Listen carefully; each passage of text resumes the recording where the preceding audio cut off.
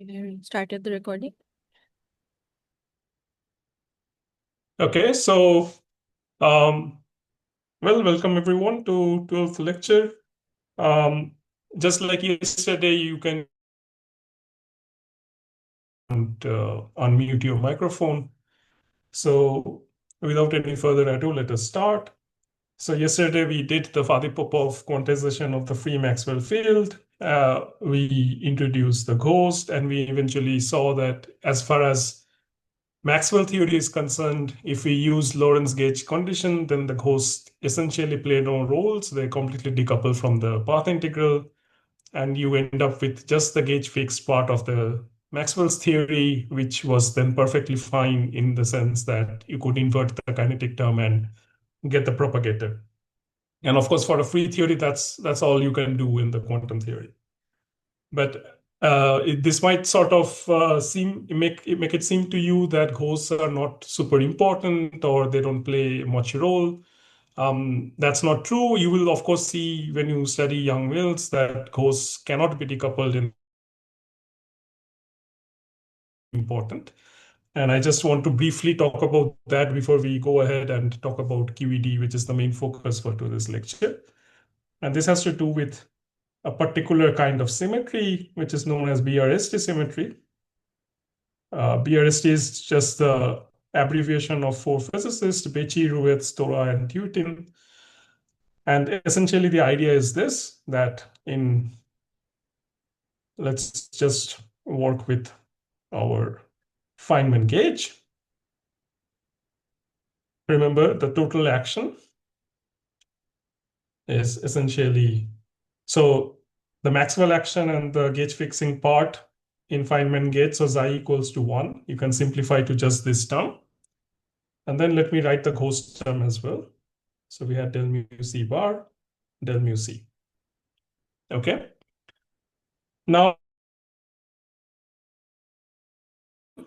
which means the Maxwell action plus the gauge fixing term plus the ghost term. This actually now has a global symmetry.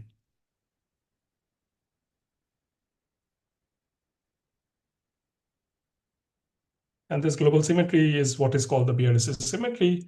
What is this global symmetry? The symmetry for this particular action takes this form. So if I change the A mu by some alpha del mu of Cx, now remember that C was Grassmann odd. I'm sorry, is that V nu or A nu? That one, the second term there, second bracket. Yeah, it should be A nu. Yeah. Thanks. Thank you. Yeah. That I was making. So remember that C is Grassmann odd, but A is of course Grassmann even. And that suggests to us that this parameter, whatever it is parameterizing this transformation, this parameter has to be Grassmann odd. So this tells us that alpha is a constant, of course, but it's a Grassmann odd constant. Okay. So that's how A transforms. How does C transform? Well, C doesn't transform at all. C remains unchanged under this specific transformation. And C bar transforms like alpha del mu A mu of X. So this is a symmetry of the action. Let's quickly see that. So if I change the Lagrangian under this to A's, so when you take the variation, once it will hit this term, once it will hit this term, both of them are going to give you the same contribution. So you can basically write one of them and just get rid of this half. That's what we will do. So let's hit on the first one.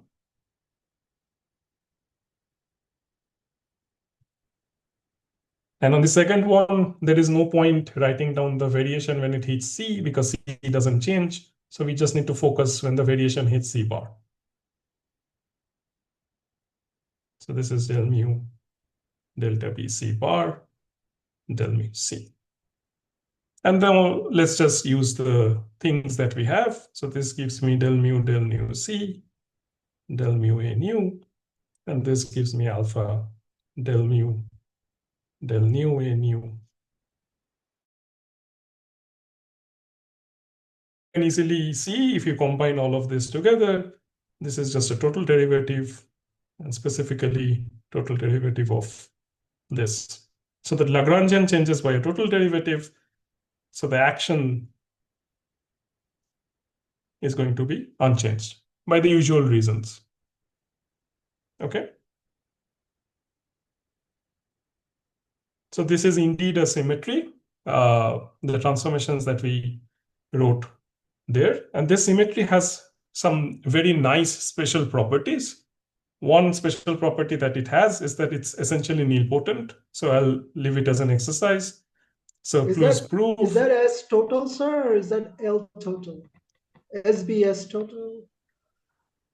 So we just proved that delta B L total is not zero. It changes by a total derivative. But then, right? Because the action is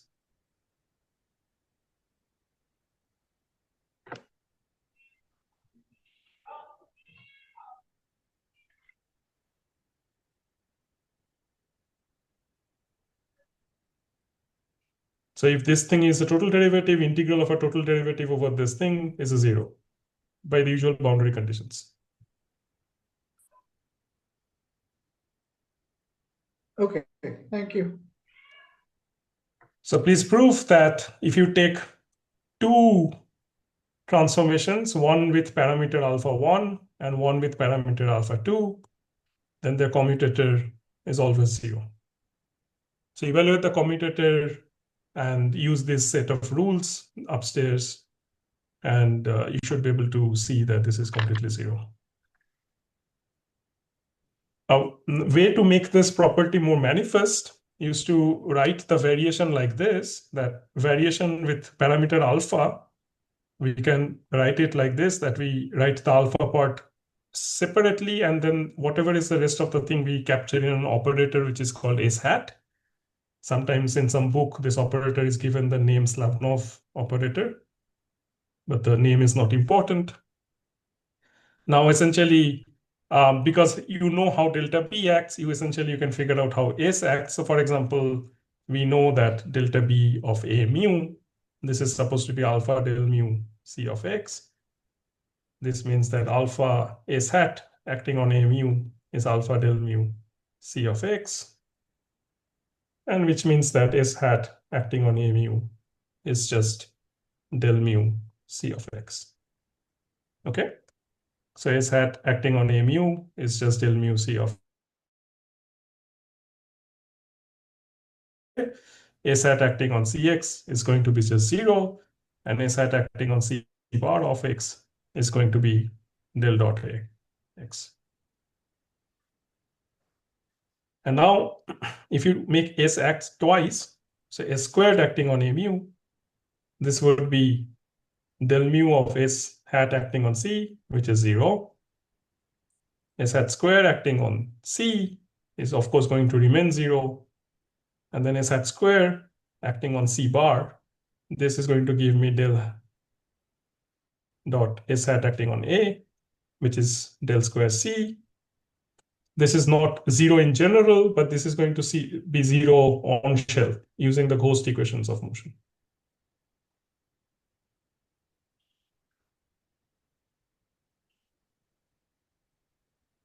So ghosts behave scalar fields, so their equations of motions is just going to be Klein-Gordon equations.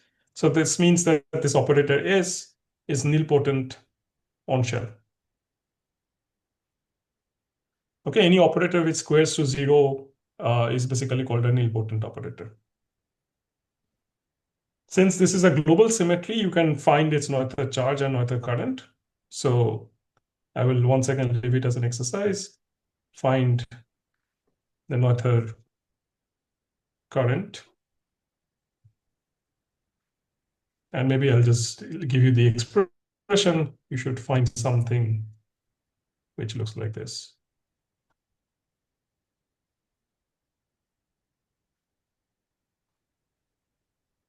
Okay.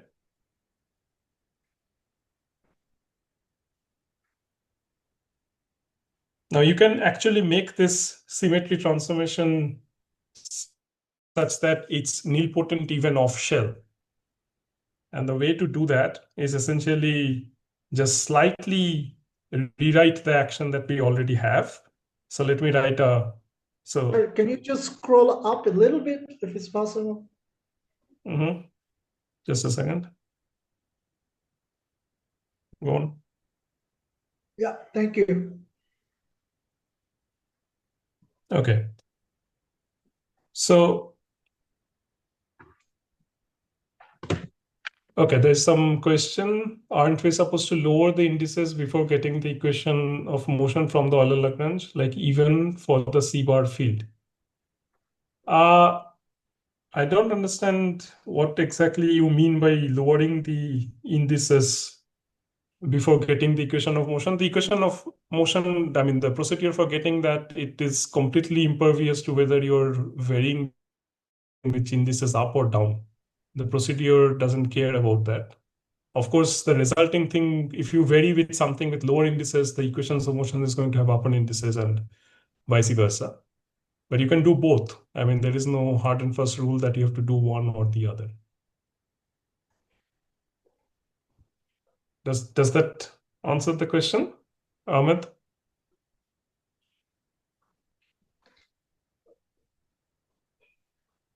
Yeah, it does. Thanks a lot.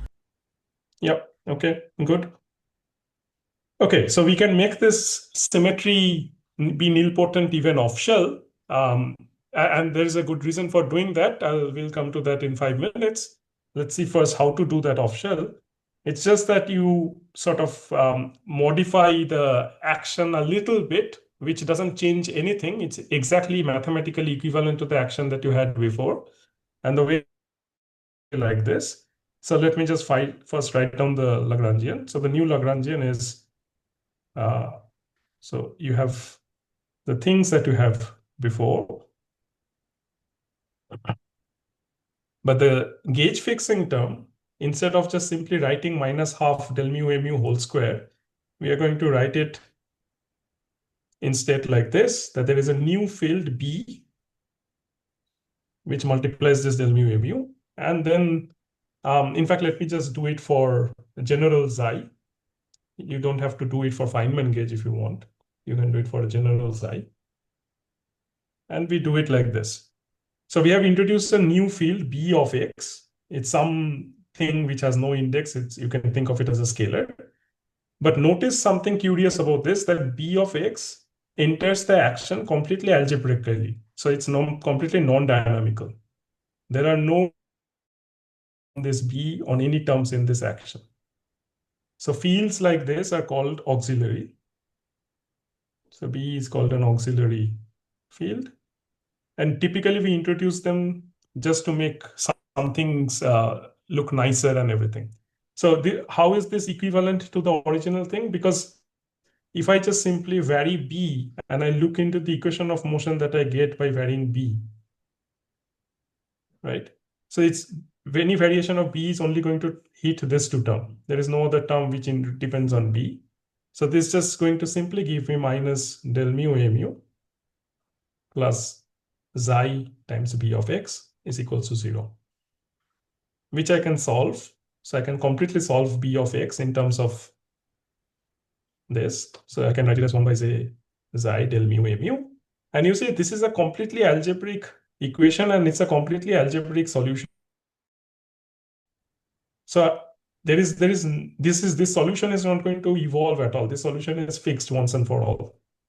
So you can just simply plug this solution back into the action. And then essentially what you get is precisely the action that we had before.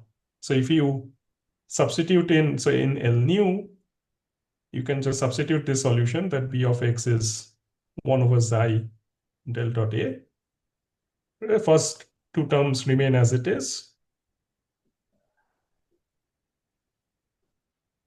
And here B is replaced by 1 over Xi del dot A, but there was already a del dot A, so this becomes del dot A whole square.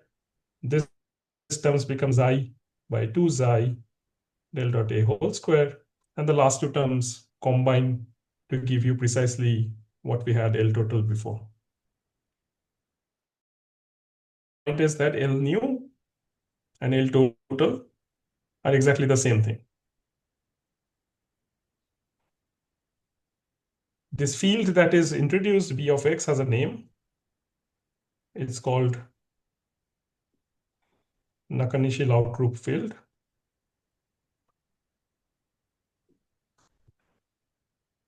And what it has actually helped us is that now the BRST symmetry in terms of this new field takes this form. So let me just write down the transformations.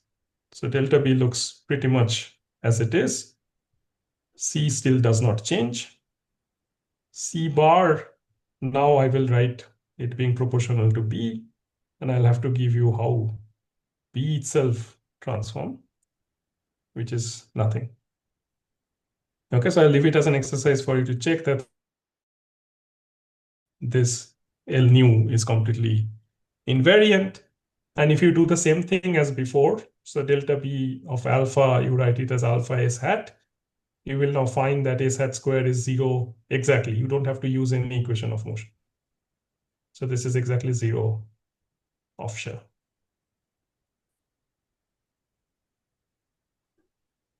Now you might wonder that why am I telling you of this symmetry? It's because there is this symmetry actually allows us to quantize gauge theories in a sort of independent way, which is of course related to the Faddeev-Popov technique. But I mean, in principle, you can use this to quantize your theories as well. And it's a very powerful method of quantizing any gauge theory whatsoever, no matter how complicated or how big this is. And essentially, the idea is that take naively the gauge theory, and you just look into the Hilbert space of that theory. If you don't do any gauge fixing or etc., we have already figured out that you get lots of states. Only some of these states are going to be physical, but most of these states are unphysical. These are the states that are not there in the theory. We just introduce some additional degrees of freedom because they're supposed to make our life simpler in the sense that Lorentz symmetry is being kept manifest. And then at the level of the Hilbert space, how do we identify that which state is physical and which state is unphysical? And that job is done by this BRST symmetry. So corresponding to the BRST symmetry, because it's a global symmetry, corresponding to that, you have a Noether charge. In the quantum theory, this is promoted to an operator, just like in any charge in quantum theory. And this operator has a name. It's called the BRST operator or BRST charge.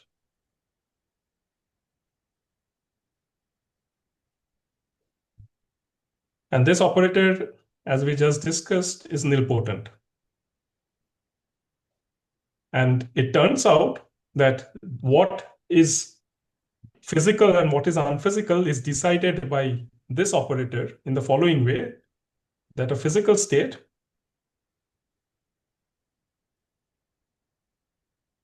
is 1. So if so let's say a physical state is some psi. 1 QB acting on psi has to give me 0. So the action of the BRST operator on a physical state has to give me 0. If psi is physical, this has to be true. And 2, this psi itself cannot be written as QB of some other field, other state, some psi tilde. Because if psi is QB of something, then because of QB square equals to 0, it is going to be trivially 0. So states which satisfy this condition is called BRST closed. And states which can be written as BRST operator acting on some different different states are called BRST exact. So this condition is simply telling us that a physical state, so physics BRST closed states, which are not BRST exact. Okay, so notice that any BRST exact is, because if I do another QB here, this is going to become square, this is 0.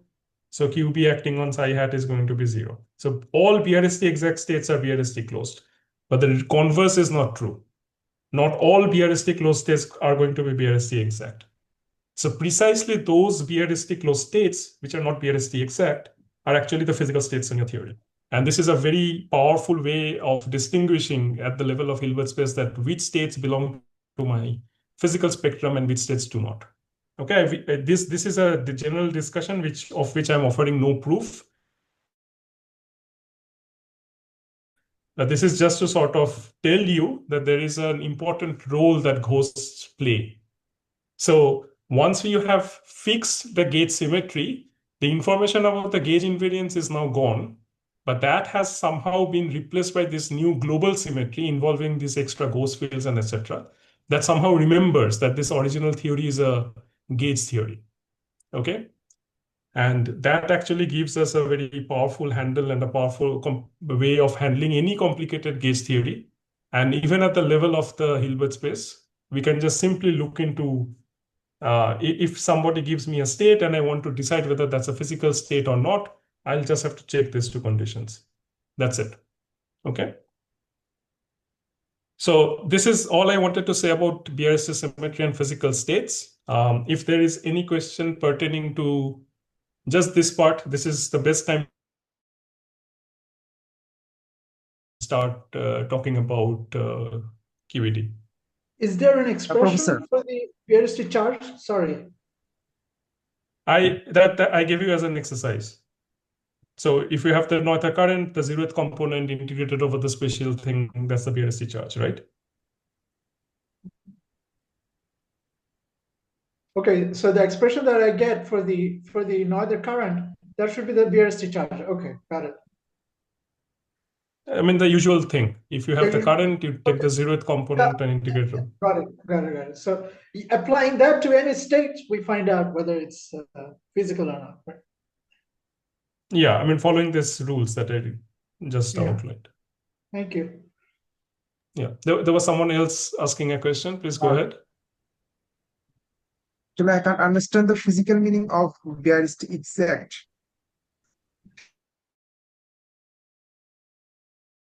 Physically, BRST exact is exactly analogous to something which is pure gauge.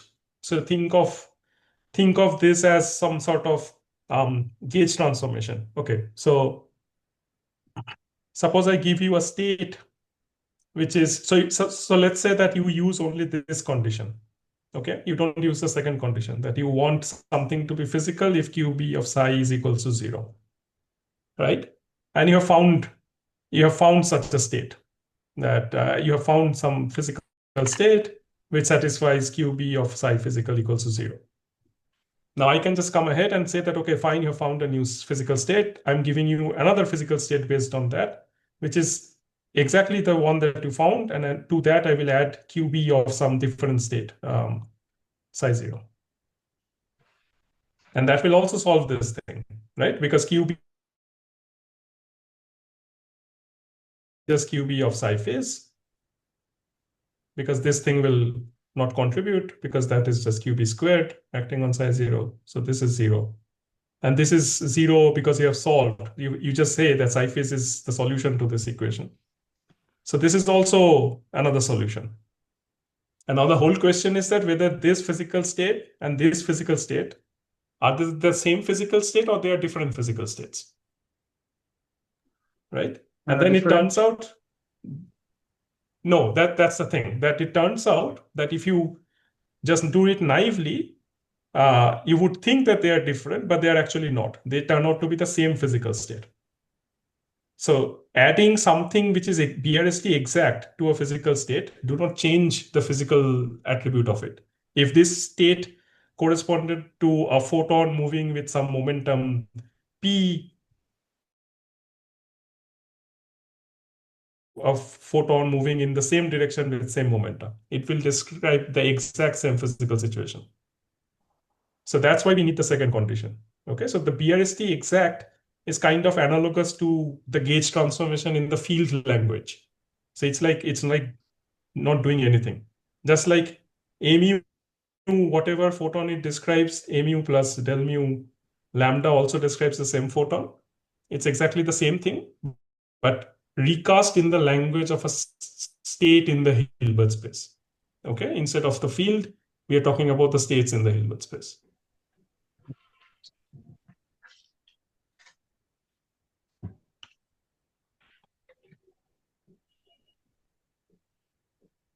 Any other question?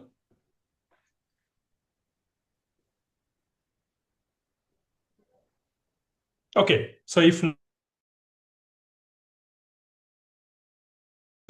most of you that ghosts are important, but at the same time, we have also figured out that once you pick Feynman gauge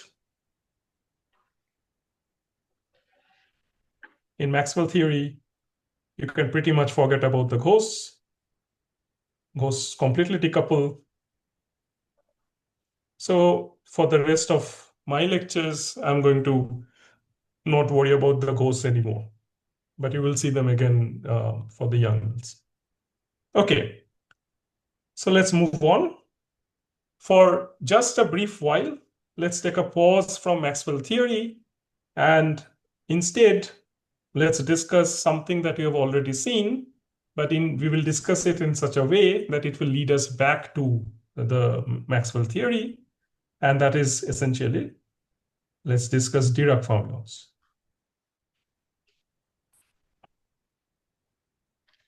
So all of you have already seen this thing. So the Lagrangian for the Dirac fermion is I psi bar del slash psi minus m psi bar psi. And of course, the action is just okay. So everyone has seen this action. Everyone is also familiar with this slashed notation, right? Is there anyone who is not familiar with this del slash? What does it mean? It's gamma naught del mu, right? Yeah, it's gamma mu del mu. So anything slash is basically that contracted with the gamma mu. Okay, so good. Everyone knows this thing. That's fantastic.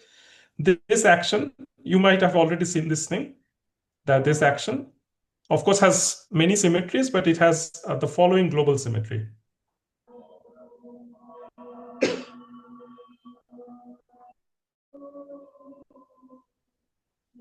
And what is that? I can take psi, and that goes to some psi prime, which is e to the power minus I lambda times psi. And correspondingly, psi bar, of course, goes to some psi bar prime, which is e to the power, let me write it like this, psi bar e to the power I lambda. And here lambda is a real constant for the time being. Okay? Have you already discussed this symmetry before or not in the Dirac theory? Yes, we did. Yes. Okay, very good. So everyone knows that this is symmetry. And in case somebody has not done this before, please, I'll leave it as an exercise for in case somebody has not done The this. I lambdas, they cancel. E I lambda, E negative I lambda, they just become 1, 0, 0, and it's 1. Yeah, I mean, yeah, exactly. So there is nothing to show, but I mean, okay, if you have worked with the symmetry, you should also probably have derived this, but in case you have not, please take it as an exercise. So please find the Noether current and please, so I'll just give you the expression as well. So the Noether current for this is just psi bar gamma mu psi. So here lambda is a function of x, yes? No, I just said here that lambda for the time being is a real constant. If it's a function of a x, this is not a symmetry.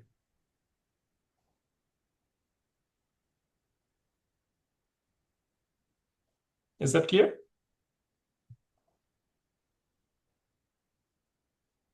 Okay. Okay, so this is the Noether current. So I'll leave it to you as an exercise for you to derive this thing. Noether current, what is the Noether charge? The Noether charge is essentially integral dt3x, J0 integrated over, and this is d3x psi bar gamma 0 psi, but this is nothing but psi dagger gamma 0 squared psi, which is nothing but psi dagger psi. And what is integral d3x over psi dagger psi? What is this what is the physical interpretation of this? Psi dagger psi. I'm blanking. Probability. Yeah, someone said something. Go on. Probability. Yeah, probability. This is the probability density of the fermions. Yeah, this is the probability density of fermions, and then you're integrating over that. So naively speaking, this is what is this counting? This is basically counting the fermion number. So fermion numbers, remember, it is number of fermions and minus number of antifermions. Okay, so that's what this Noether charge is essentially doing.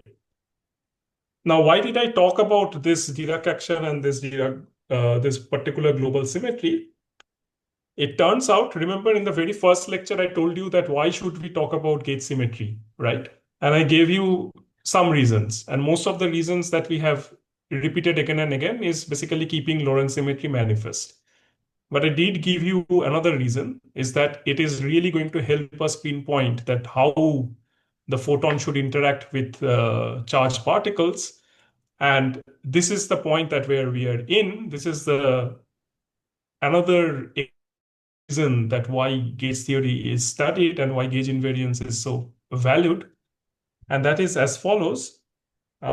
This philosophy or this principle goes by the name, I mean, there are various names, but roughly speaking, it's a name that is most common. It's called the gauge principle. And essentially it says that anytime you have a global symmetry, anytime we have a global symmetry of the action, so global continuous symmetry of the action, it's almost always a fantastic idea to ask the question, can we this symmetry? The crucial word is gauge. That means localize the symmetry, right, sir? Yeah, we will localize the symmetry. And this gauge principle is essentially a recipe. It's not something that you can derive or anything. It's just a recipe. It's just some series of steps that seems to work. And it's a recipe that essentially tells us that if you are to gauge a global symmetry, what are the things that you need to do? So it's basically a recipe which tells me that given a global symmetry, first and foremost, there could be some obstacles to gauging this symmetry. We will not discuss that because that's quite beyond the scope of the present discussions. Of course, we are going to discuss this means that you can gauge it. What are the steps that you have to follow? So what are the steps that we need to follow? And this recipe is somewhat of a deep mystery, even in modern theoretical physics, in the sense that it always works. All the actions that describes, let's say the standard model, all the forces that we have that describes our non-gravitational forces, all of them, their interactions and everything is captured by this principle. That there is some global symmetry of the matter action, and then we ask, can you gauge it? And then it automatically tells us that how to gauge it, that gives us the gauge bosons, and that also tells us what are the gauge symmetries and how the matter interacts with the gauge bosons.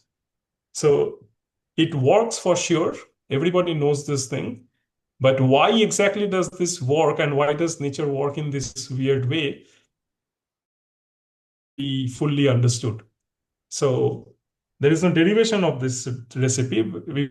It's simply a recipe, but it definitely works. So what is this recipe? So step one is precisely, you might have already guessed, that lambda equals to constant is the global symmetry. We want to gauge it, means that we want to make it a function of x.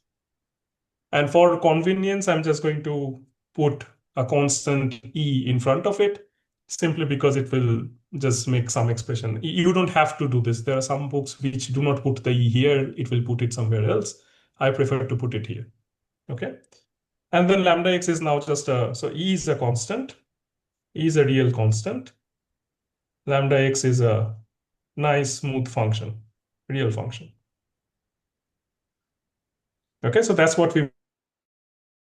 Let's check whether the Dirac action, what happens to the Dirac action if we try to do the same symmetry, but now we have relaxed this condition that lambda is a constant. Now note that the mass term is still invariant because psi by psi is still invariant. This term did not care whether lambda is a constant or a function of x. The changes comes from the kinetic term. Psi bar del slash psi is not invariant anymore. So how does it change? So it changes simply because del slash psi is not invariant. So this changes e to the power minus e lambda del slash psi. So going on forward, lambda is always a function of x. I'm not going to always put the lambda bracket x at all times, but it's always going to be a function of x. Okay. So it was just lambda was just the previous one. That's it. And then of course we have the other term, which is del mu lambda gamma mu psi. Right, so del slash psi is no longer just this one, because this will cancel if I multiply by psi bar. This part will cancel, but this is an extra term that is going to be there. So the Dirac-Lagrangian is no longer invariant. It changes by an extra term, which is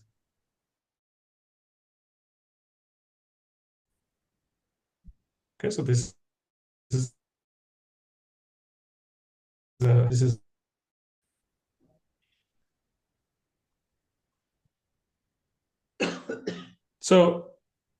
so we want to make this a symmetry. The local, we want this to be a symmetry. So e to the power minus I lambda x, etc. for lambda to be completely local. But then clearly we can't just simply work with Dirac-Lagrangian anymore, because the Dirac-Lagrangian is not symmetric under this. It changes by this thing. So we need to add something which will take care of this. Now notice, and this is the step 2. Note, if we had an extra term in the action, which is, I'm going to think of like L int, and I'm going to write it as minus E psi bar A mu gamma mu of psi.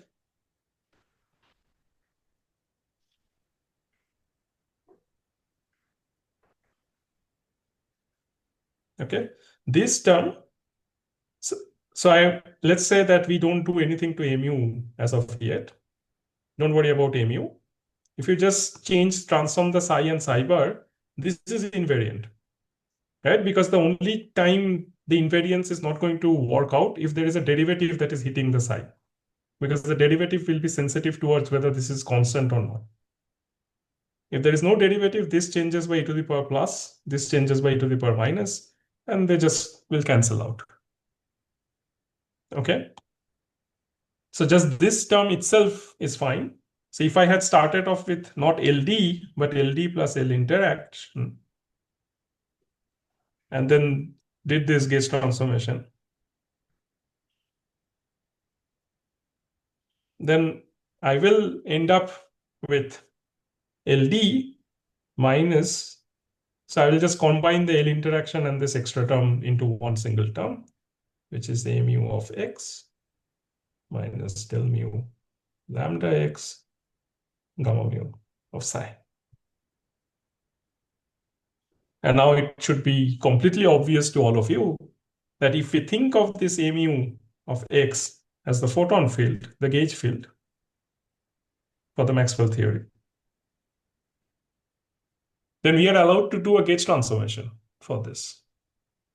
And we can just simply say that every time you change psi to e to the power minus e lambda psi, you should also change mu going to mu plus del mu of lambda, same lambda. That's important. And when you do that, when you change mu to mu plus lambda, you see that this del mu lambda will cancel with this del mu lambda. And it's going to be completely invariant. So the statement is that LD plus L interaction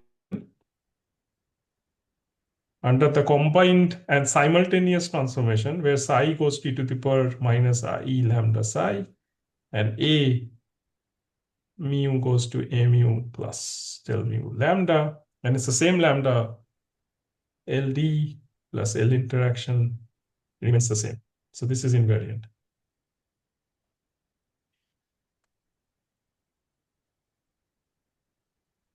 Okay. So what we have just realized, we have realized that adding a specific interaction term, and you can understand now that you couldn't have written any other interaction term. There is only one interaction term that would have allowed you to do this thing. It's precisely the one that I wrote at the top of the screen. Okay, so adding this specific interaction to the Dirac action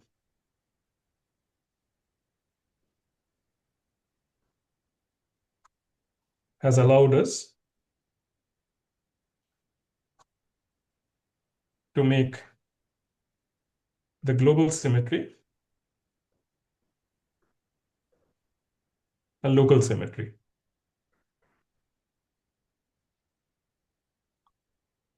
Okay. Now we can write this in a slightly more compact way, and it helps us in writing it. So we can write this to term more compactly by introducing a notation, which is that if you have LD plus L int, so this is I psi or del slash psi, then minus m psi bar psi, and then minus e psi bar a slash psi. Okay. So I want to just combine this and this together. The mass term I'm going to leave separate.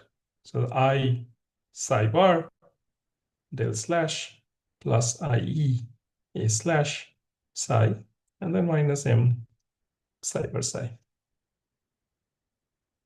And what we would like to do is that this combination turns out to be an extremely useful combination, and therefore we want to give a separate name to this. So we define what is called a gauge covariant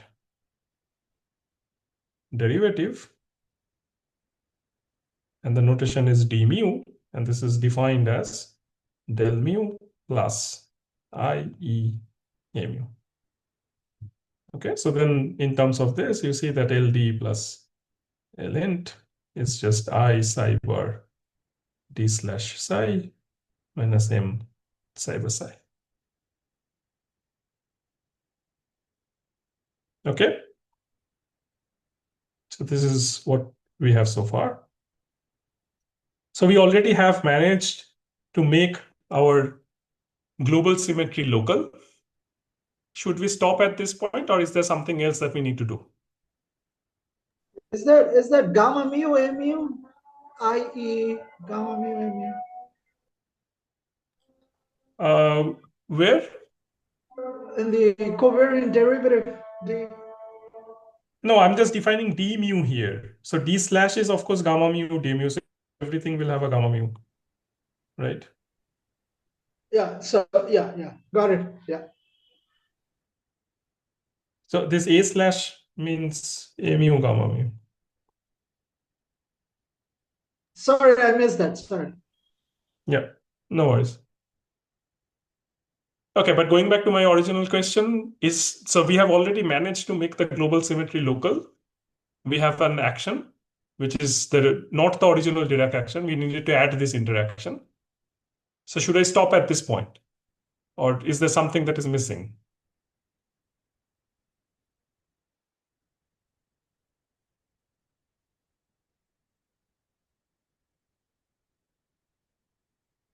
Just one little question, sir. Why did you digress into this Dirac fermions, or are you going to wait for that?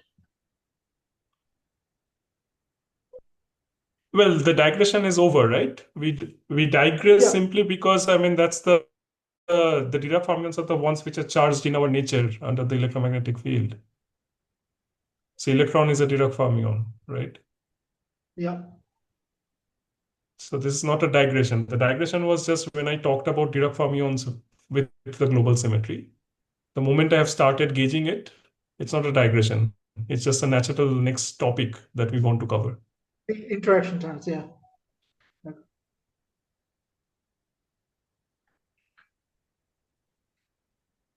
Okay, so my question still remains. Is there anyone who would like to volunteer some thoughts? Is this good enough? Is this already QED? Does this describe QED?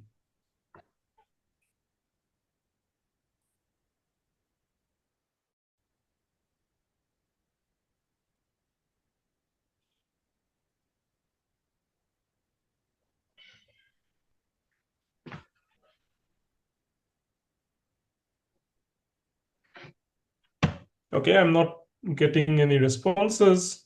So the point is that this is not enough. And why is this not enough? Because the gauge field mu in these two terms, LD plus L int, this has no dynamics. There are no derivative acting on mu, right? The only three terms in the Lagrangian is this, which is the kinetic term for the Dirac fermion. This is the mass term for the Dirac fermions. And this is just saying that the two Dirac fermions, the fermions and the antifermions, couple to a gauge field. But what about this gauge field? How will this propagate? Where is its kinetic term? So that's missing, right? This must be given dynamics. So we must write down the kinetic term for mu. But this kinetic term cannot be any random kinetic term because we have already worked very hard to make this symmetry a local symmetry. And for that, I needed to use the property that mu has this thing, that mu under mu plus del mu lambda, this is a symmetry. So the gauge symmetry has to be maintained.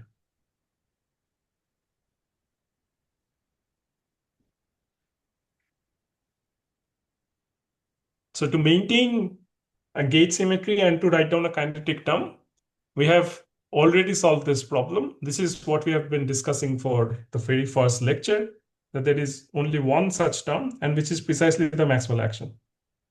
So we need to add that to our theory. So therefore, the total action is you have the Dirac action, you have the interaction term, and then to that you must add the Maxwell action that we have. And this is the full action for the QED. So LQED is I psi bar capital T slash psi minus m psi bar psi minus a quarter f mu nu f mu nu.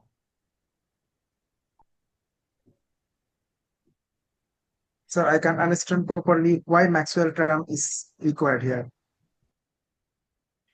If you do not write down the Maxwell term, then how come is this a propagating degree of freedom? What gives this dynamics? If you just vary a mu in this action, what does it that give you as an equation of motion? Just from this here. If you vary a Okay, mu, so it just gives you psi by psi equals to 0. okay, Right? That's got it. I not a understand good it. thing. Yeah. Anytime you have some quantum field, you must make sure that it must have dynamics, because if it doesn't have dynamics, it's not really a physical field. It's like the one capital B that we saw upstairs, that it's just helping us write something down in a different way. That's it. It's not a genuine dynamical degrees of freedom. And how we know that mu has no any dynamics? Sorry, how we know? How we don't know mu has no dynamics? How we don't know mu has no dynamics? You mean prior to adding the Maxwell action at this level? Yes, because you write mu has no dynamics. So how we do know that mu has no dynamics? Because there is no kinetic term. There is this action do not depend on derivative of A.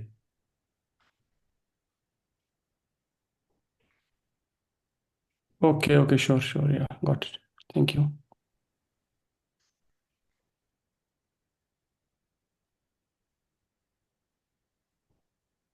Okay, any other questions, comments?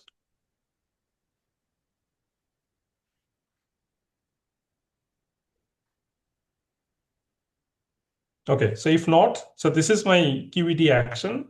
And now I can write down the gauge symmetry in its full glory, because gauge symmetry so far we have been only talking about the transformation of a mu, but actually the full gauge symmetry is not just a mu.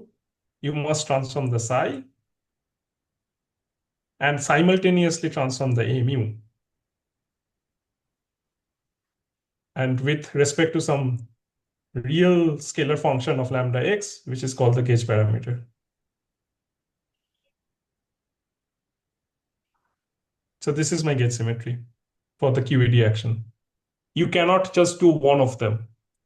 You cannot just change psi, not change A, that will not work. Vice versa, you just change A but don't change psi, that will not work. You change both of them simultaneously and you change both of them with respect to the same gauge parameter. You cannot put lambda 1 and lambda 2 here. That will also not work. Okay?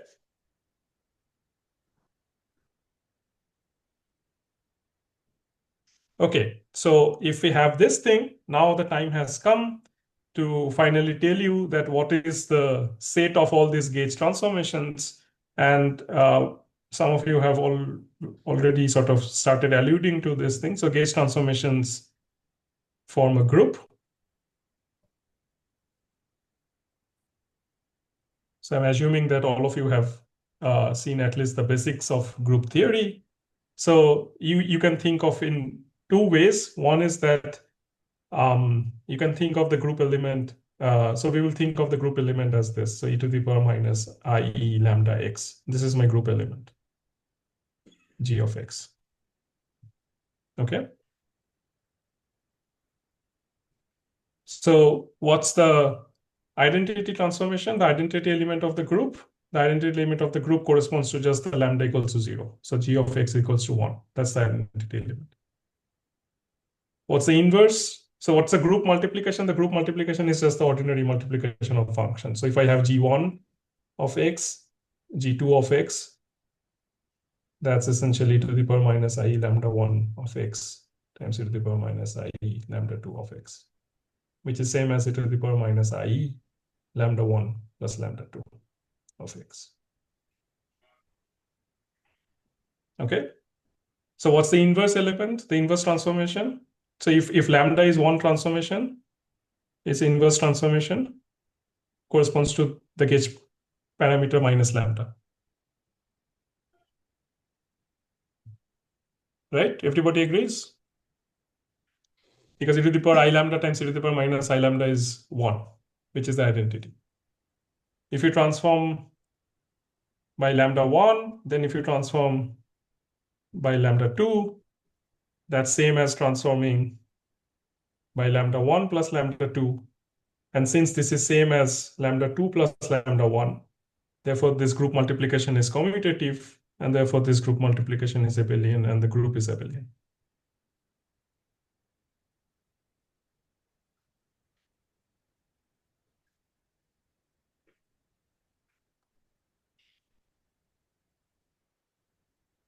Okay, what else is there? We have to prove associativity. Once again, lambda 1 plus lambda 2 plus lambda 3, it's just the addition which is associative. So the group multiplication is also associative. And that's it. That's all the group axioms. So all the gauge transformations, the space of all gauge transformations, they basically form a group. And this group is essentially just a group of a pure phase, right? It's lambda is a real quantity, so e to the power I times a real quantity. That's just a pure phase, and this group is mathematicians call what is called an U1 group. So U stands for unitary, 1 stands for 1 by 1 matrix. So 1 by 1 unitary matrix is just a pure phase complex number. So that's why this name is the U1 group. Okay, and therefore that's also why QED gauge group is also sometimes called that the gauge group is the U1 gauge group. That's what it's meant. Can you please repeat why we call it U1 group? U stands for unitary, and the 1 stands for 1 by 1 matrix, which just simply means a number, complex number. So a unitary complex number, the only possible option is e to the power I times some real thing, right? So anything, any group of all complex numbers of pure phase that they form a group under complex, the ordinary multiplication of complex numbers is just the U1 group. Because there are higher versions of this. You can have UN group, which is still unitary, but you are talking about n by n matrices.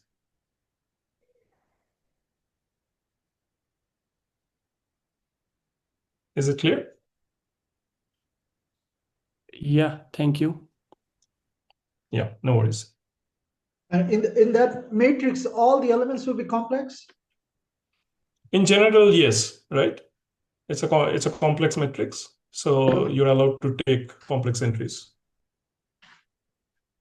Thank you. Okay. So yeah, no worries. So if you have this thing, So generally, when we talk about SU2 or SU3, so like in U1, we said that it should be complex. So similarly, we can say in SU2 and SU3.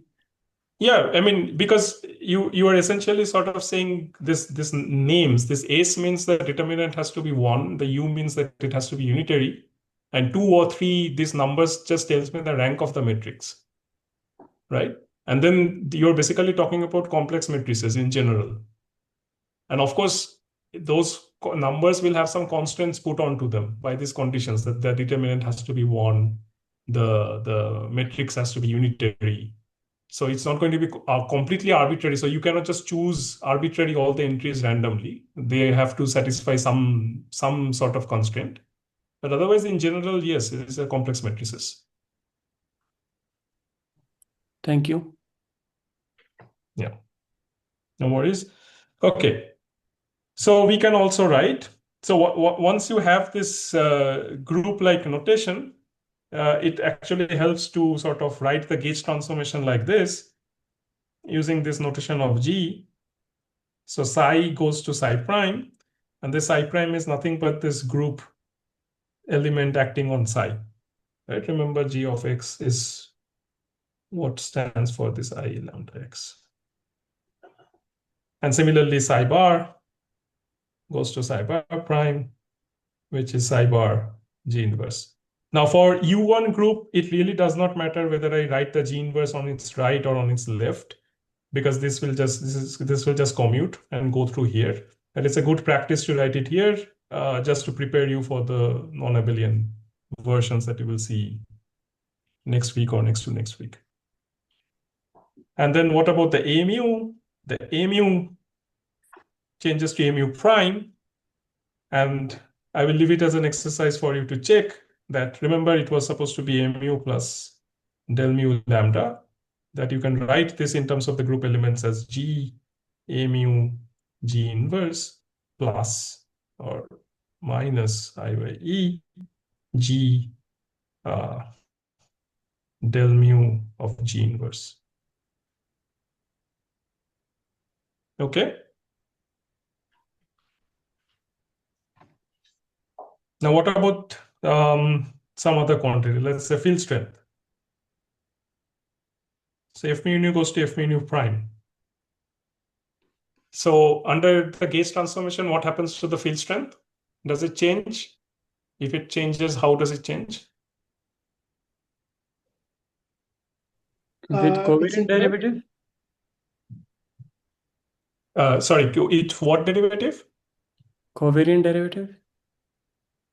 So F mu nu, let's say, is del mu A nu minus del mu A mu.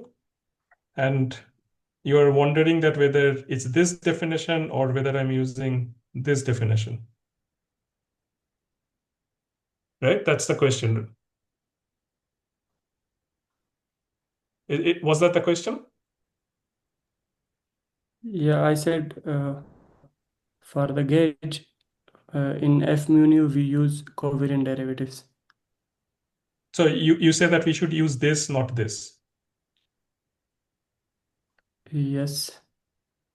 Okay. Excellent point.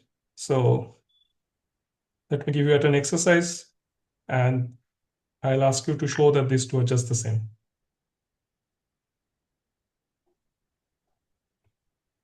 It does not matter whether you use the covariant derivative or the partial derivative, F mu nu is the same. So even if you use this definition of the covariant derivative, you will see that this reduces precisely to this. Okay? Okay. So with this, can you now answer that what happens to the field strength? F mu nu to F mu nu prime. What happens to the field strength on the gauge transformation? Remember, what did we discuss in the first lecture? What did we discuss? That the gauge field is what the action depends on, it transforms. But the physics, the experiment is sensitive to what? It's the field strength. And that is not supposed to change. invariant. Right? So the field strength is supposed to be gauge invariant. So this is going to be just F mu nu, but I'm just going to trivially rewrite it as G F mu nu G inverse, which you know that this is going to be trivially true because you can always bring the G inverse here and just make it identity. But this way of writing will have its benefit when you go to non-abelian versions. So it's also Lorentz invariant, right? It's not Lorentz invariant, it's a tensor. So it's Lorentz covariant. It transforms in a very nice manner under Lorentz symmetry, but it's not invariant, right? A vector or a tensor is not invariant. A scalar is an invariant.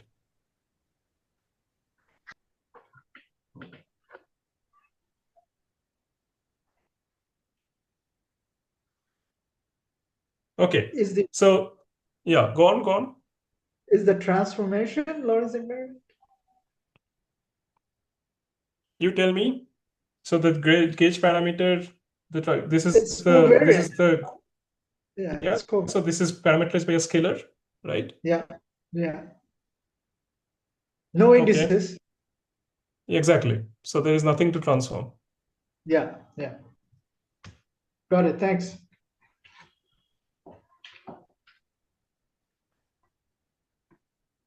Okay. So this gauge principle, this also has sometimes a different name, which is also something. I'm just mentioning this because there are many textbooks that all of you could be reading.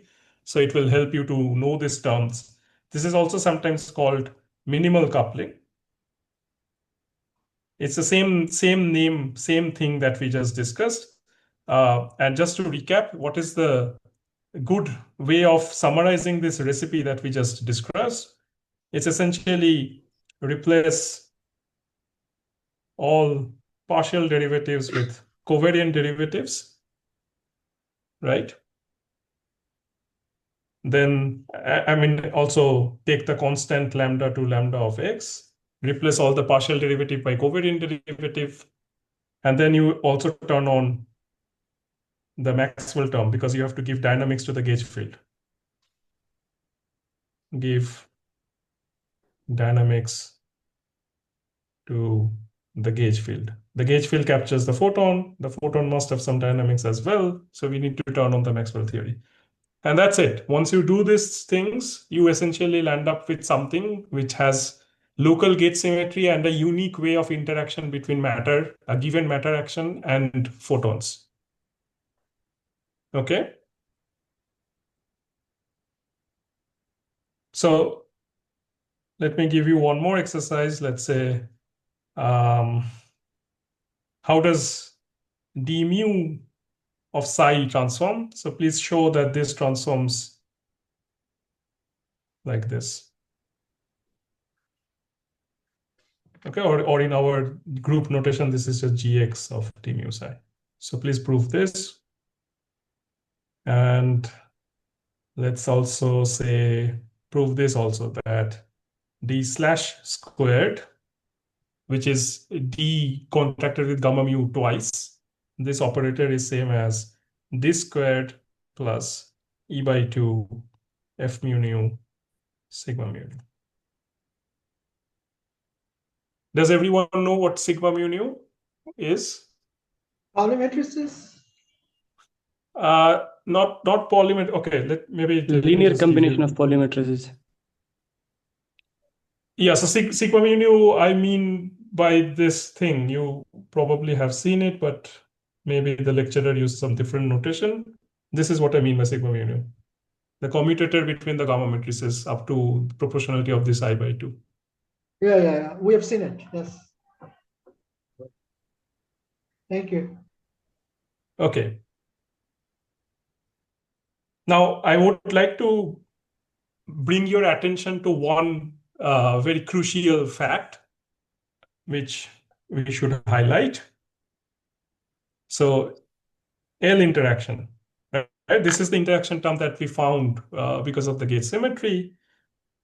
So, let me remind you what it was. It was this, right? Minus E psi bar A slash I, or maybe let me just for once write it very explicitly. Is there something in this interaction term that looks familiar to something that we already discussed today?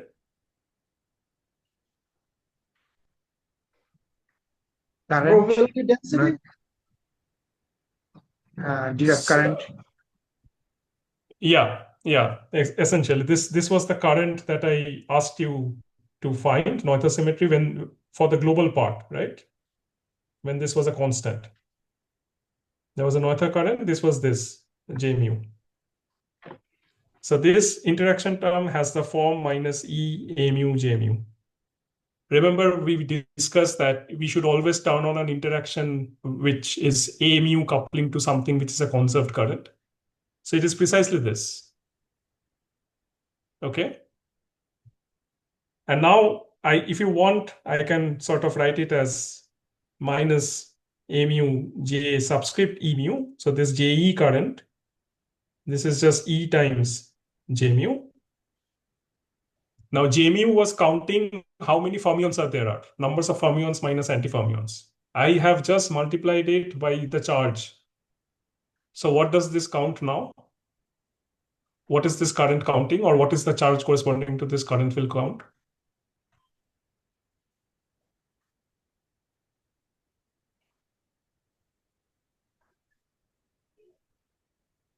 What is the charge corresponding to this current?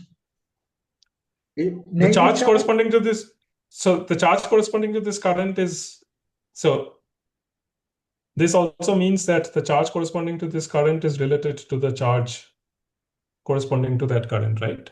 Just trivially, because E is a constant.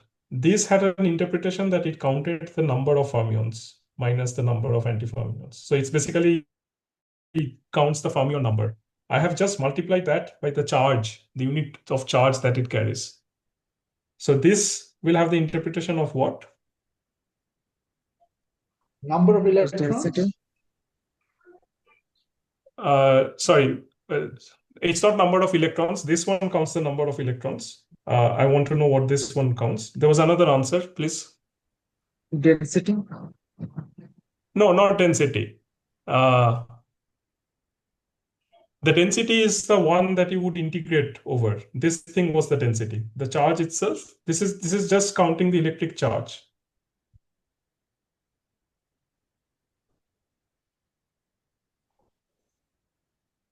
Right? If there is a charge which counts the fermions, and then I just multiply by the units of charge, because each fermions carries the same amount of charge. Do you understand this? So if I have 10 fermions, 10 electrons, and I just simply have a charge of which is like Q equals to 10, it just gives me that how many electrons there are. And I just multiply that by the number E. So each electron has a charge E, then 10E is essentially counting how much charge this total number of electron has. Is it clear? Is E phase factor? Sorry, phase factor? E is a phase factor here, or what actually? What is, yeah, or just electron? E is the, I mean, okay, I used E because we have in mind E as a sort of, so E is the electric charge carried by the unit by each fermion, let's say. So for electron, this E is like the whatever is the fundamental unit of charge, like 1.6 10 to the power minus 19 coulomb or whatever. For other fermions, this will be like Q, but each fermion has a specific amount of charge. E is that constant. Is it clear? So what is mu here? E to the power mu. E doesn't have a mu here. It's on Q. The mu is on Q. Mu is on Q. So okay, you're probably confusing this. So this is QE as a subscript. If you don't like the subscript, let me just call it Q tilde. So Q tilde mu is E Q mu. Okay, does that help? Okay, thank you. Thank you. That's it. Yeah. Okay. So this counts the charge. Electric charge. Total electric charge.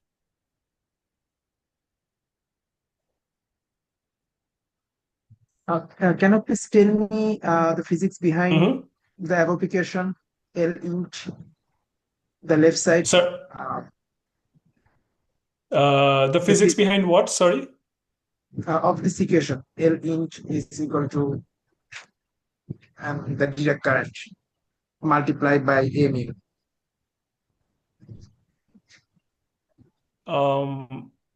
I don't think I understand the question. Sorry,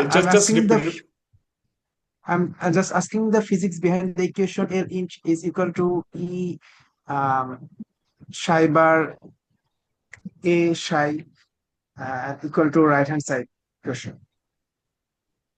Physics behind of this equation. So you want to know the physics behind this? Yes. Okay, so that's the left side. So that's the term that, okay, physics behind this is sort of a strange question. So, I mean, if you think of it in terms of simply quantum field theory, and assuming that I have written down a kinetic term for the size and I've written down a kinetic term for the A's, then this is a cubic term in fields, right? And any non-quadratic terms has the interpretation of an interaction. So this is simply saying that it is through this term, the Lagrangian, that will allow the charged matter fields, which are the psi bars and the psi, to interact with each other by exchanging photons.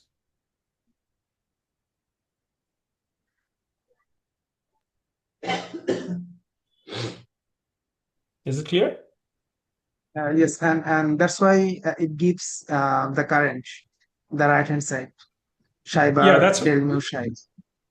Yeah, so I mean the point is that we already discussed before already we discussed that any sort of interaction that we want to turn on has to be of the form that mu contracts with some current which is conserved, right? And I'm just showing you that Yes. the interaction that you get by gauge principle is precisely of that form. Okay. Got it. Yeah.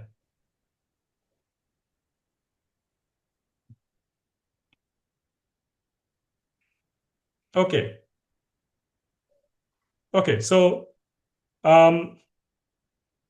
maybe let me give you another exercise. You have the LQED, the Lagrangian that I've written upstairs. So please just find the equation of motion for only the psi field. So just vary psi, right? And okay, maybe I'll just give the equation of motion as well. So you should find something like this.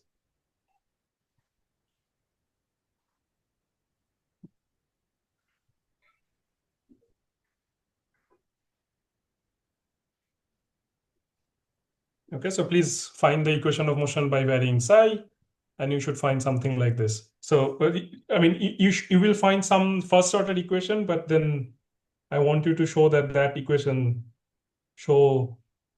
that equation of motion implies this. So first is find the equation of motion, you will find it, and then use that equation of motion to show this second equation. Okay.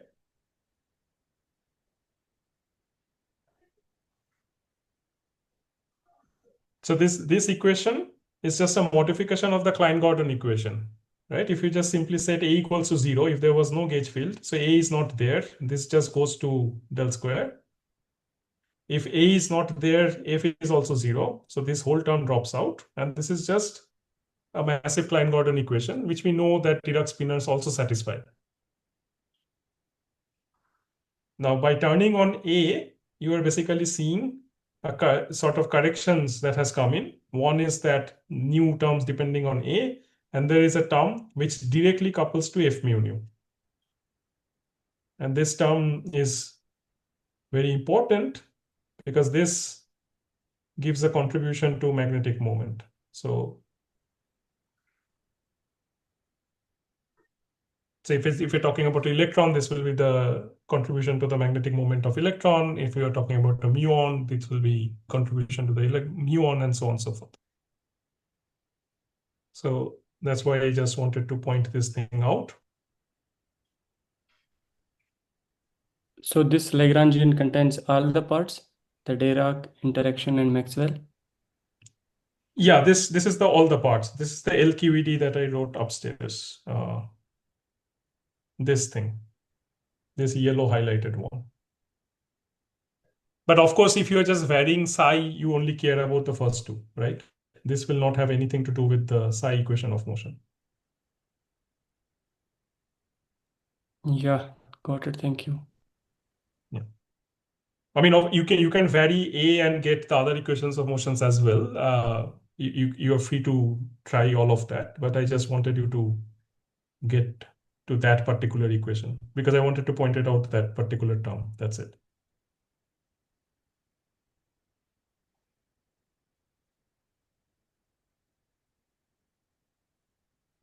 And this is something that we discussed with Dirac fermions in mind. There's a reason for that. In our nature, the fundamental particles which are charged all happen to be fermions. But of course, if you are not restricting yourself to fundamental particles, you're talking about, let's say, composite particles, then you can have something which is spin zero and still has electric charge.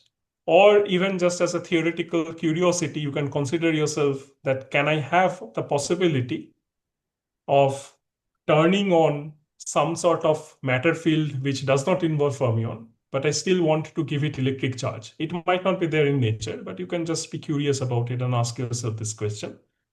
And the point is that this prescription that I outlined, this minimal prescription of the gauge principle, that you identify one global symmetry and you try to gauge that and you just follow this sequence of steps that we outlined, it still works.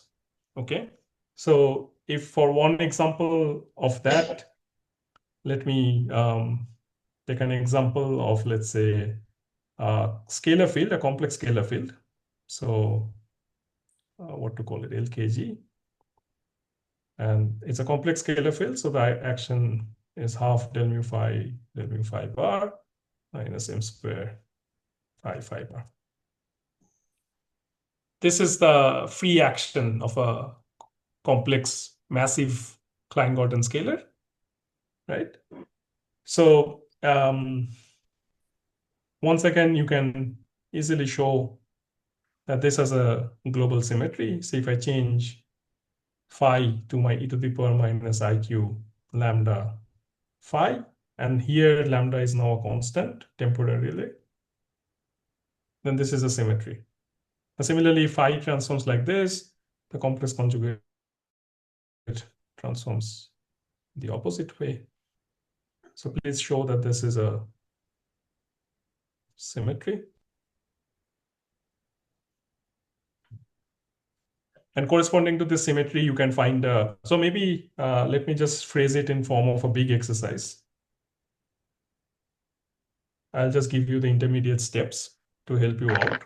So first is that you have to show that this is a symmetry. Once you have this symmetry, so please find the Noether current.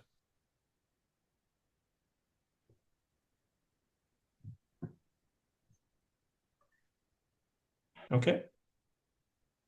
Now, once you have this thing, follow the minimal coupling prescription.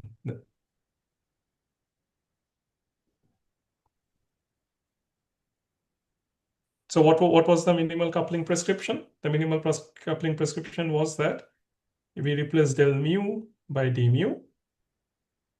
So if we just do del mu by d mu, what do I get?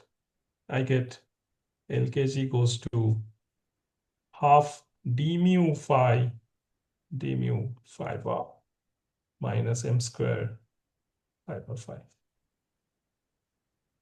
Right? But that will not be enough. You will also need to turn on the Maxwell thing.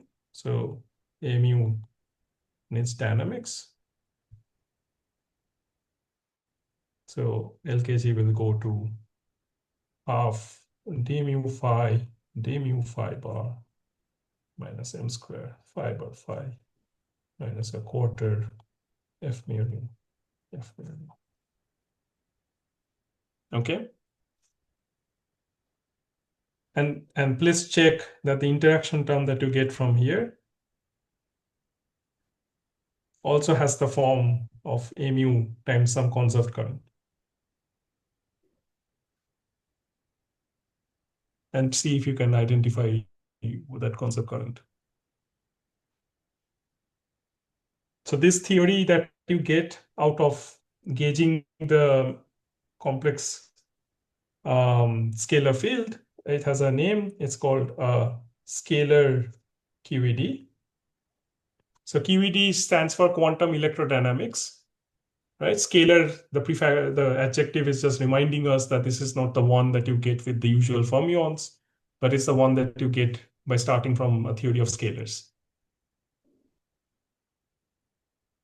Okay, so this prescription that we outlined is a fairly general prescription. It is not contingent upon, its success is not contingent upon starting with the Dirac action. It will work with other actions as well. You just need to follow the steps consistently one by one.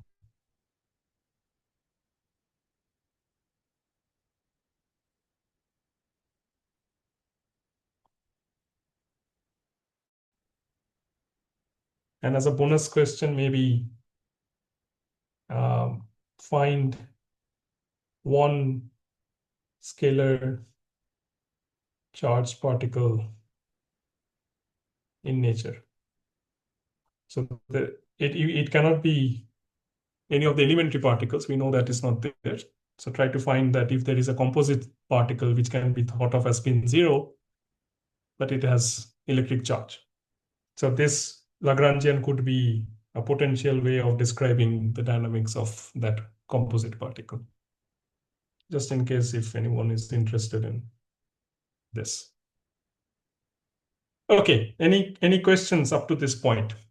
Because this principle essentially tells us that it gives us one more reason that why gauge theory, that it's not just to maintain manifest Lorentz symmetry in trying to quantize the Maxwell's theory. The gauge symmetry, this principle of introducing this gauge symmetry uniquely allows us to identify what interaction term there should be. Because otherwise you see that you could have written down plenty of different possibilities. There are too many things that could have been written down. Is this something that everyone appreciates? So if you just try to do it like 5-4 theory, for example. So suppose you have guessed that, okay, fine, photons and charged fermions must interact. So you have written down the kinetic term for the fermions. You have written down the kinetic term for the photons. And then now all of a sudden you need to figure out that how to make the photon and the fermions talk to each other. There has to be an interaction term. So you already know that the interaction term has to be a power higher than cubic. So it should have more than 2 fields. It cannot be, sorry, not cubic, quadratic. It cannot have 2 fields. It has to have at least 3 or more. But then there are so many things you can write down, right? You can write down the things that we had written down before. You can also write down something like, let's say, I don't know, psi bar, sigma mu nu, f mu nu, psi. You can write something like this. You can write down psi bar psi whole squared. It's a tree-level interaction. You can write down that down. And there are so many other things that you can write down.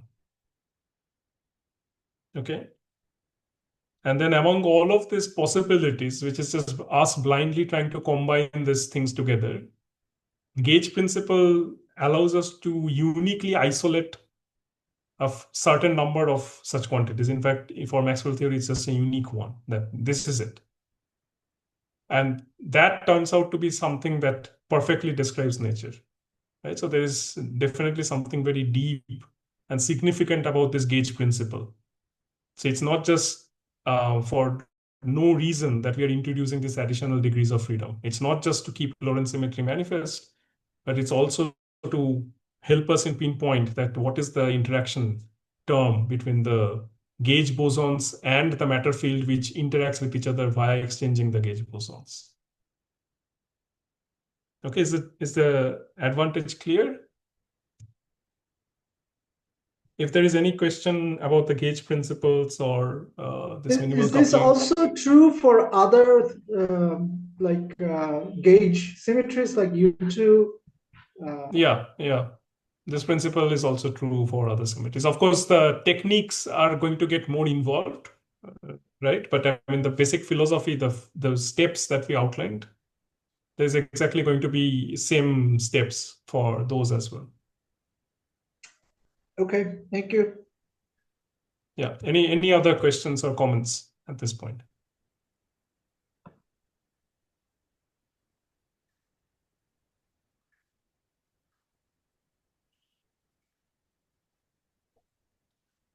Let me check the chat also.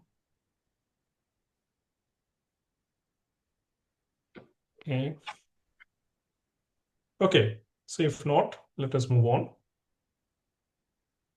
So we have found out the action for QED. And by the way, this QED action is not just for electrons. If you don't want to describe electrons, you want to describe muons, you just change the mass, because muons have the same electric charge. So you just change the mass of this M psi bar psi, you just change the M to the mass of the muon, you get description of muons and so on and so forth. So this is the general action that describes the dynamics of any charged fermion electromagnetically, that it will interact with itself or with its antiparticles or with other charged particles.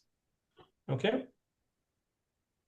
So once we have this thing, so the time has come that we write down the Feynman rules.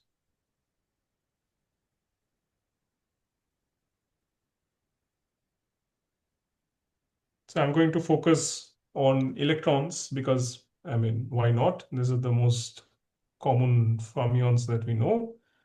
So before we progress with this, so there are several Feynman rules, aspects of the Feynman rules that we have already covered. Either I have covered or you have already seen from the other lecturers. There's one aspect that we need to cover before we proceed to the usual Feynman rules, and that is what happens to the external photon lines.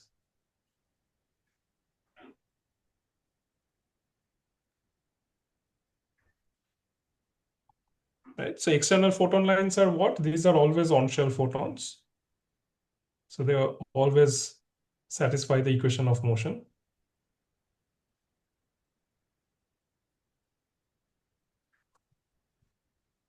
And for these to satisfy the equation of motion, remember, to quantize, we need to go to Feynman gauge, which is Lorentz gauge plus xi equals to 1.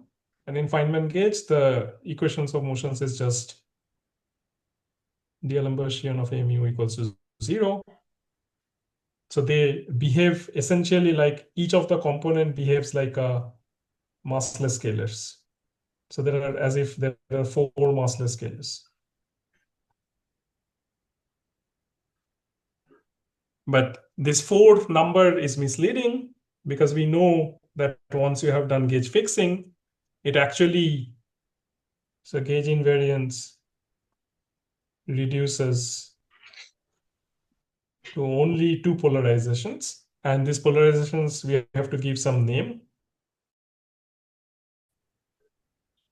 So you can choose, so polarizations are going to be some, I mean, it could be some constant vector, it could be dependent on the momentum, which momentum directions you are heading into. So we have to give some name. So it's customary to give this name epsilon1 nu and epsilon2 nu. And we are always almost going to be working in the momentum space where this can also have their complex conjugates. So since this is just effectively massless scalars, the mode expansion of an on-shell gauge boson is very easily done in the momentum space. So in terms of the momentum mode, you have the standard prefactors. And then you have to sum over the 2 polarizations because you can have both polarizations active in a general photon. So you will have epsilon I mu k, then the annihilation operator for that, and the plane wave factor for that, and then the complex conjugate of this same polarization vector, the creation operator corresponding to the photon, n to the power ikx. Oh, I use the square bracket, so let's skip square bracket.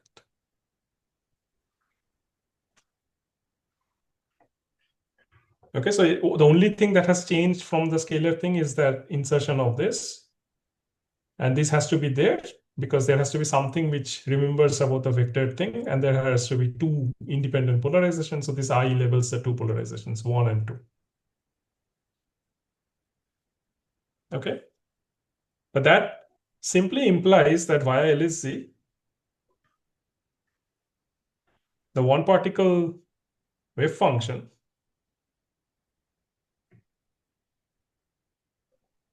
so remember, this was, if you take the field variable and if you just sandwich it between the vacuum state and the one particle state. Now this, you already know this is going to have the plane wave factor, right? If this was just a scalar field, so if instead of a mu, this was just phi x, this is it. This is the answer, that you just get a plane wave. You have created one free particle, and that's it's a momentum eigenmode. So in the position space, this is just a free plane wave, right? But because of this mu is characterized by this polarization vectors. So now you will have to basically write this polarization vector as well.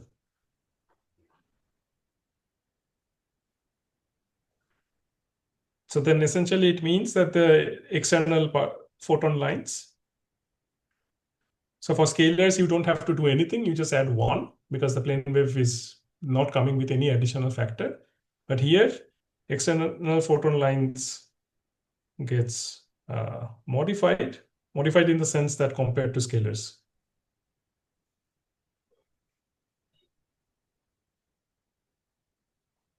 And they each get a factor of polarization.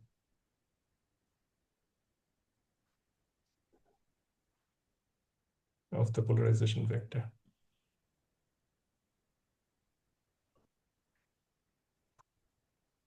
Okay.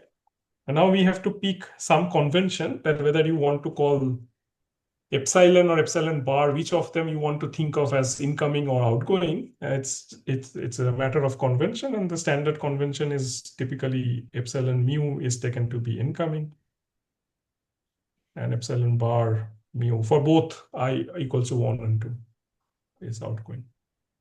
But this is just a matter of convention. I think most books follow the same convention, but I can't be 100% sure. But this is definitely the one that we're going to follow. I don't think this convention gets changed from book to book.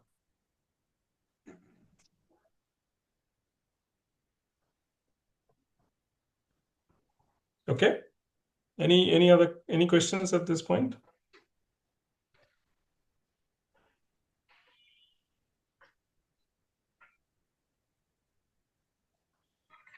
Okay, if not, so let's write down the other Feynman rules. So what are the things that I need? So what are the two kinds of objects, two kinds of fields that I have in my theory? I have Dirac fermions. And I have photons. And of course, by Dirac fermions, I mean fermion and its antiparticle both together, right?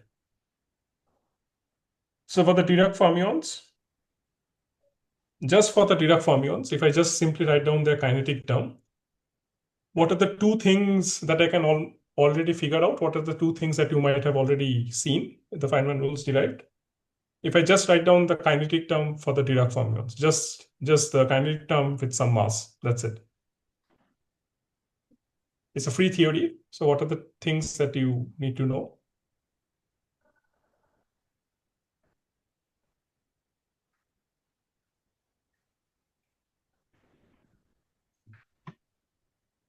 It's a free theory. For a free theory, what is the? I meant propagator. The propagator. Yeah, the propagator. Exactly. So I need the propagator. So you have already seen this thing, right? And of course, Dirac fermions could be in external lines as well, just like the photons could be in external lines. So they can appear in external lines, and I'm sure you have seen this as well. So what are the conventions we are going to follow? I'm not exactly sure what conventions you saw it. The convention that I'm going to follow is that the propagator, I'm going to denote it by a solid line. And whether it's fermion or antifermion, that I'm going to always signify by sort of an arrow. Okay. And so it's a propagator that is sort of going from left to right, let's say. And this propagator is p square minus m square. And then, of course, the Feynman epsilon factor, if we are being super precise.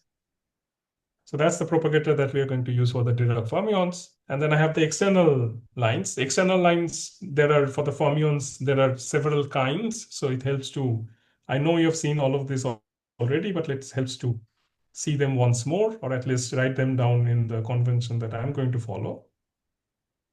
So this is an incoming electron. I mean, I'm just always going to assume by default my fermions are electrons, but I mean, it could be any other fermions.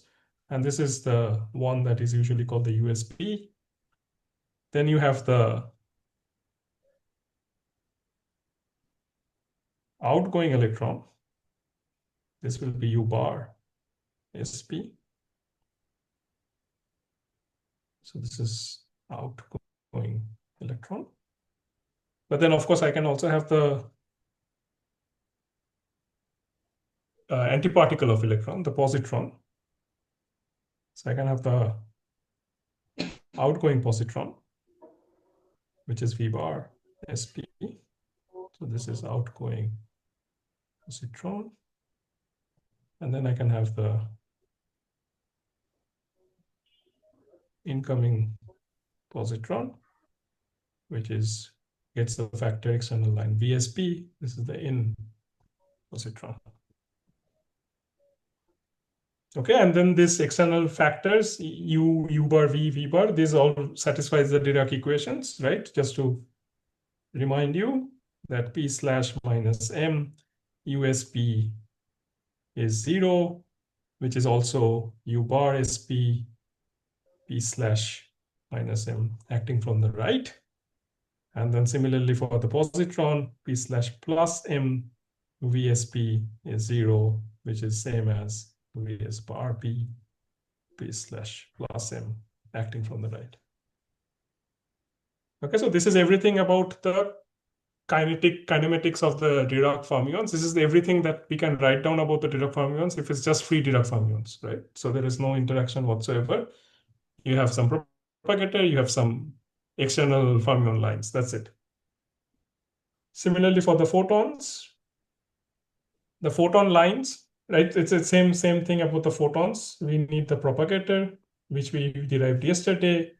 And for that, we needed to do gauge fixing, all those things, blah, blah, blah. So we will write the propagator, of course, in Feynman gauge, but you could work in any other gauge. The actual answers won't change. And then the external line, which we just derived. Right? So if I have just the Maxwell theory and I don't have any interaction with anything else, these are the only things that I could write down. Right? And then the photon lines, we are going to follow the same convention as this literature, and it will be a wavy thing. Okay, let me not give an arrow. It's a wavy line. And we realized yesterday that this is the propagator eta mu p squared. And then, of course, the Feynman and epsilon factor. And then let me once again just write down the external line. So I have the incoming photon. This we will use epsilon. And we have the outgoing photon. This we will denote by epsilon mu bar p. Okay, so this is the in, this is the out. So that's everything about the free theory. The only thing that is left is the interaction. So let's go there. Interaction. This is the exciting part. This is what gives the chance for two charged particles to interact with each other. So let me once again write down the interaction term. This is minus E, A mu, psi bar, comma mu, psi. Okay. Now you see that there is no derivative in this interaction term. So there is not going to be any momentum dependent factor in this. In fact, it's all going to be, this is going to be a vertex with how many legs? How many legs should this vertex have? 3. 3, right? And of what kind? One will correspond to the photon, one will correspond to an antiparticle, and one will anti-fermion, and one will correspond to a fermion. Okay? It's precisely this. You don't have freedom for anything else. This must be a photon, this must be an antifermion, this must be a fermion. And what is left after that? What is left is precisely this E and gamma. And how is this thing going to appear? This is going to appear in terms of, remember, e to the power I integral d4x like this. So there is going to be an I factor that will come out. So it's basically all of the possibilities that you have, every way a photon and an antifermion and a fermion can combine, all of them are going to give me the same vertex factor. So what are the different ways a photon and an antiphoton can, a fermion and an antifermion can combine? You see, you can have a situation where an incoming electron and an outgoing electron plays the role of an incoming positron, and an outgoing positron play the role of the fermion and the antifermion. You can have the situation that it's an incoming electron, but it's an outgoing positron. Or you can have the situation that it's an outgoing electron and an incoming positron. And of course, photon is photon. There are no 10 different kinds of photon. There is only one kind of photon. So for all of these 4 possibilities, the third leg will always go to the photon. So there are these 4 kinds of different interaction vertices that we have. So let me try to jot them down. So you have, in fact, it will be a good idea to follow some order. So this, let's say the electron is the first, let's say. So this is an electron being scattering of an electron. It comes with a momentum P1, it leaves with a momentum P2. And this is one type of thing. The other would be, let's say,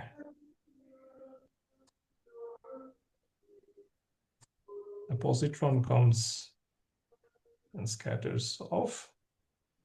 Okay, so it's P1, it's P2.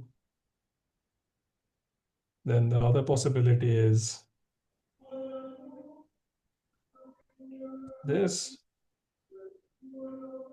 So it's an electron that comes and a positron that leaves.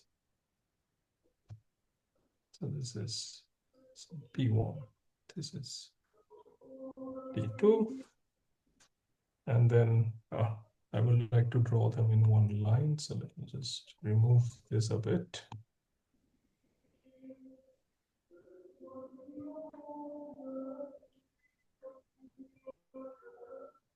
And finally, we have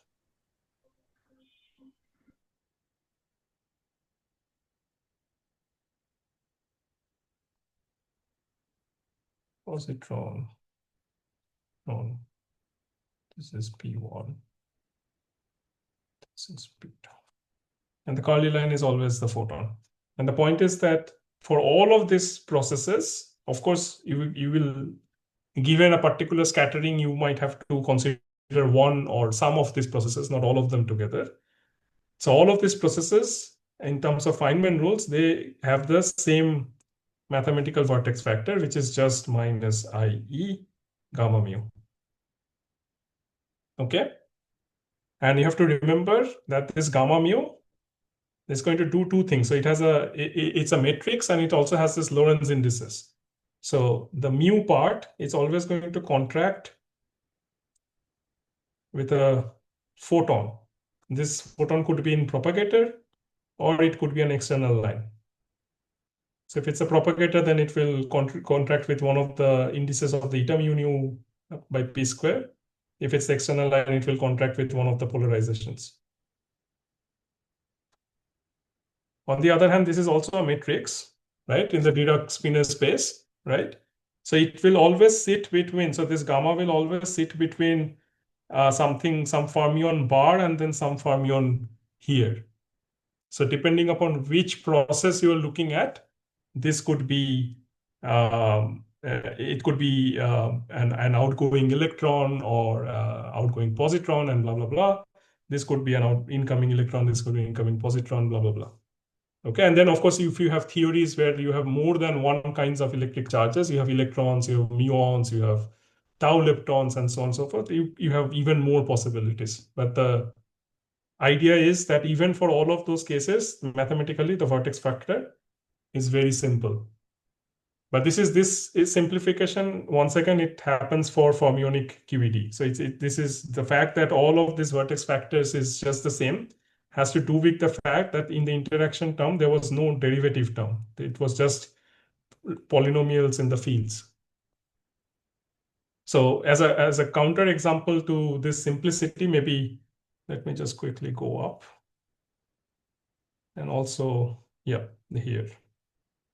Also add one more step to this. So once you have this interaction time, also find the Feynman rules, specifically the interaction term Feynman rules for scalar QED.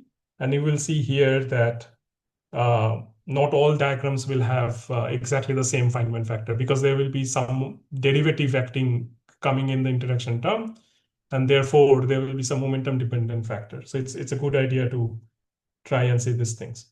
And if you're stuck at this is also worked out in many books. So feel free to consult them, but do try yourself first. Okay, otherwise you're not going to learn.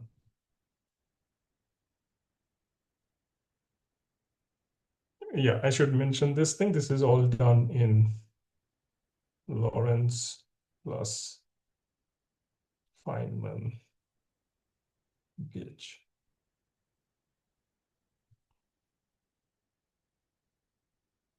Okay. So of course the fermion part do not depend on a gauge choice. It's the photon part which depends on a gauge choice. So that's it. That's the Feynman rules for QED. And the only thing that is left after this is to essentially consider some scattering processes, learn how to compute them, and basically get a good hold on these theories.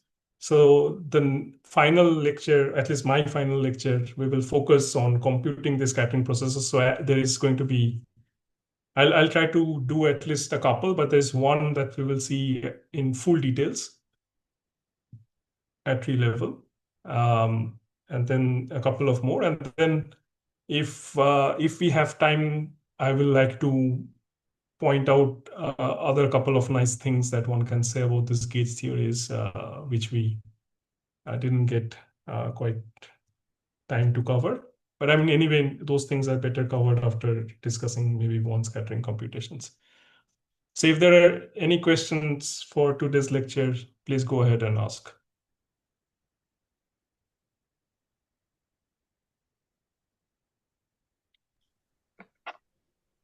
Can you demystify like gauge theory, gauge symmetry, gauge principle? Like it has a it's not so obvious, or it's one can still get mystified by the gauge. Yeah, I mean, you're probably asking why it works, right? Yeah. I don't think anyone knows. I for sure don't, right? I mean, there are of course some amount of there are some layers of added mathematical sophistication that one can add to these principles, but at the core level, there is definitely something ad hoc about this procedure, right? I mean, that this is a sequence of steps that you are doing, and it's not very clear why it works, but it works. One possible answer that can come, but it's still at a level of speculative realm, is that there is a good reason to believe that in nature, if you have something called a quantum theory of gravity, then there is probably no such thing called a global symmetry. So all symmetries have to be sort of gauged local. So what seems like a global symmetry is just sort of an approximation of some kind, but this is really at the level of very speculative theoretical physics for which we do not have any experimental confirmations. But I mean, there are good theoretical reasons to believe in this. I don't know if it helps you mystify this or it makes it more mysterious, but that's the best explanation I can offer. Okay, thank you.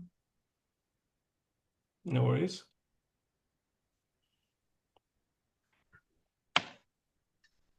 Any other questions? So I want to ask the interaction diagram and the free field diagram, they are treated separately, or we have the way to combine them together? Sorry, I don't think I understand the question quite very well. So can you just repeat it once more? What's the question? So you have the Feynman rule for the free field for the electrons and positrons and photons, and there we have the interaction diagrams here. So how we combine them together, or they are separate entities? So they're separate entities, right? So okay, you might have some diagram like this, that okay, there is a electron that comes in, and it goes out, it exchanges photon, and then there is another electron that comes in and goes out. And this is a process, right? So these lines would be the external fermions lines. This line, this line, this line, this line, and this will be a photon propagator. And these two will be the vertices, interaction vertices of the kind that we discussed. So you will have to use all of the rules together to compute a particular Feynman diagram. And for a given scattering processes, there will be more than one Feynman diagrams, right? So we will see that in details. Okay, thank you. Yeah. So essentially the point is that, I mean, I had to, because I didn't have space, I had to split it over the two things, but the entire Feynman rules is everything in this page and then everything here. That's the entire Feynman rules. You will need all of this thing.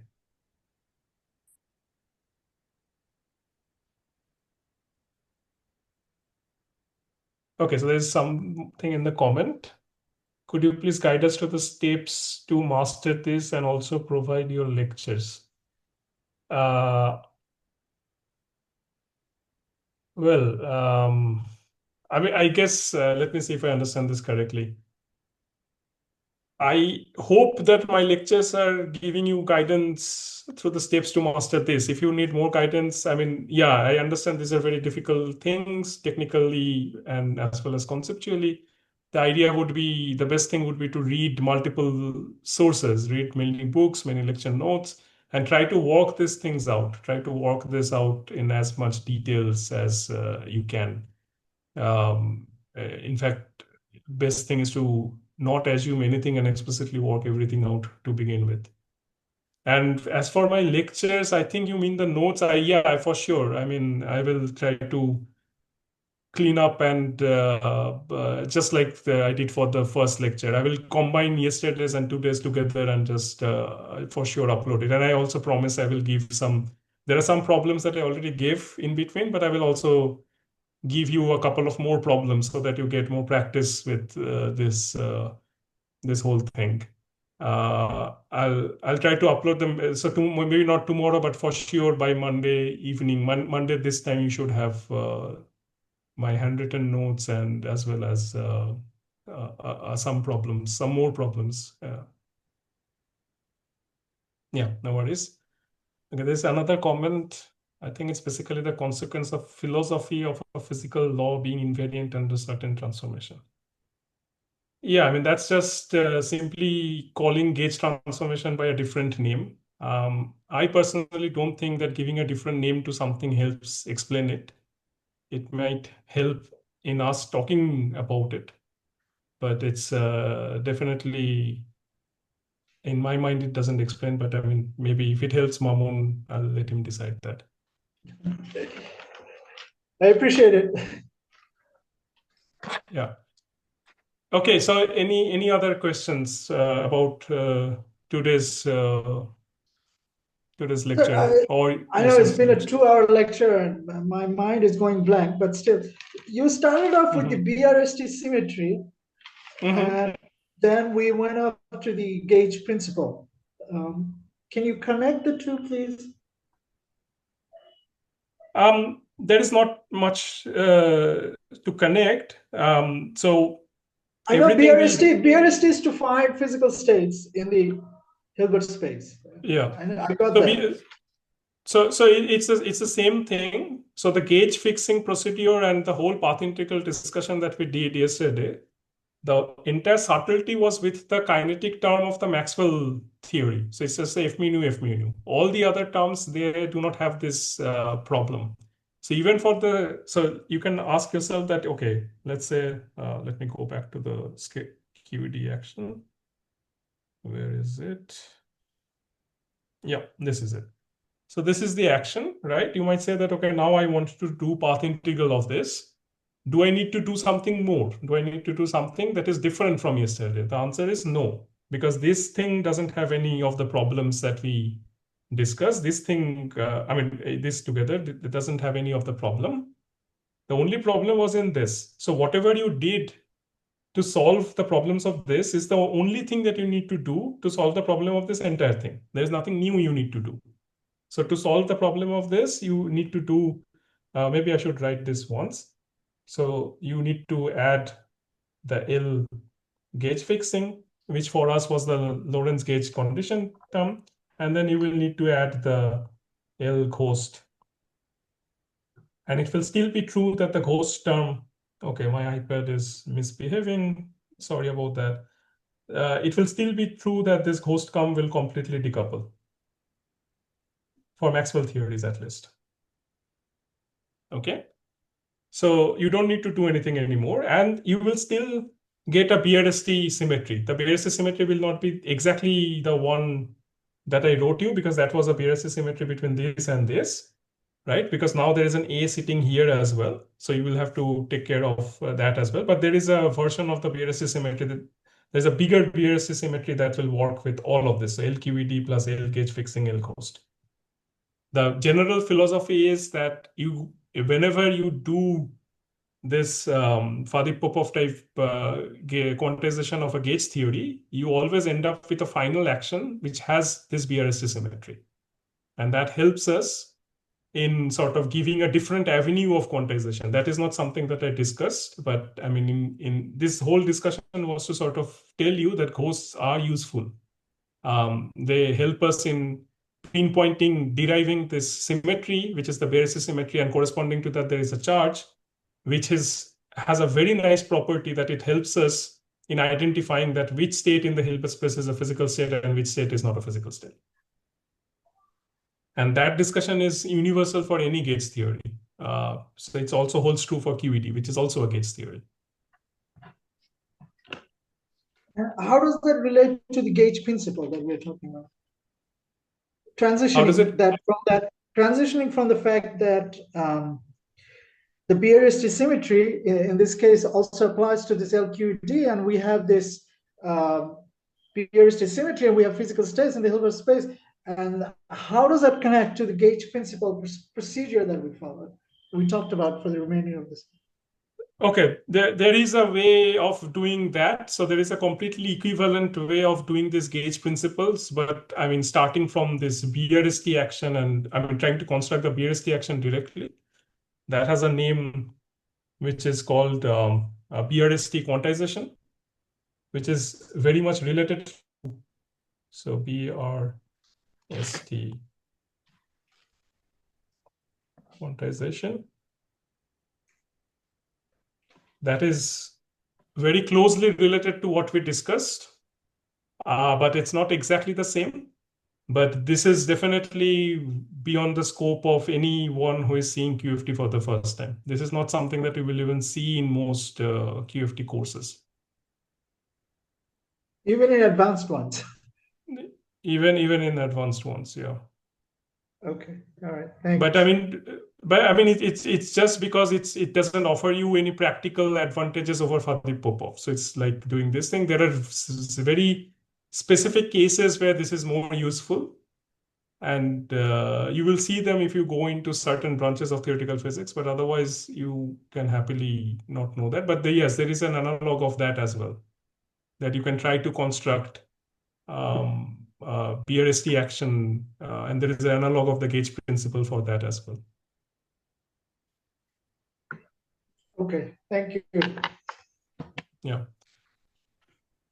Any other questions?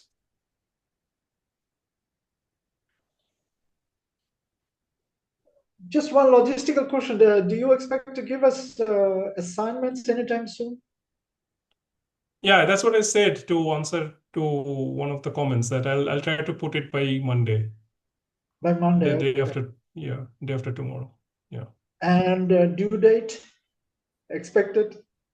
I will not give any due dates. I think I understand, if I understand correctly, there is a separate problem set that you will get.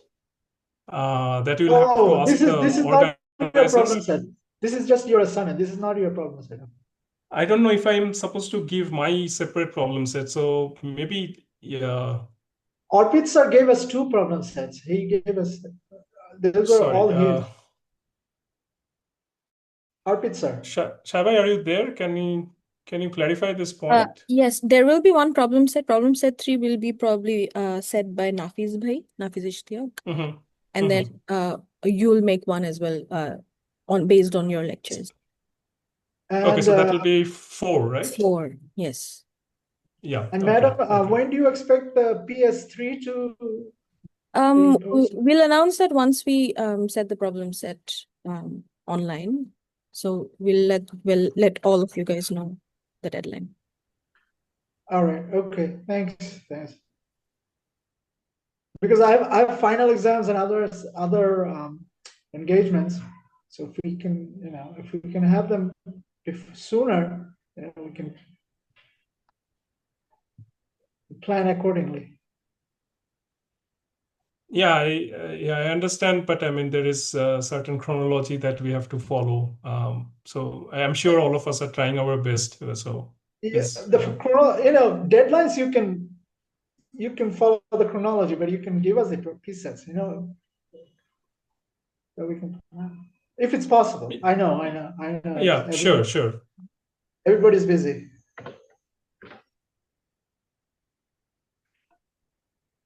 Okay. There's some more comments. In my thesis, I've discussed basis symmetry from some topological ones of gauge F and gravity. It is useful to construct observables for topological ones of gravity. Well, that's definitely true. It is also useful for plenty of other stuffs, but okay. Any other questions? Otherwise, I think we are quite over time. Otherwise, I think we should stop. So if there is one or more questions, one final question, maybe we can take that.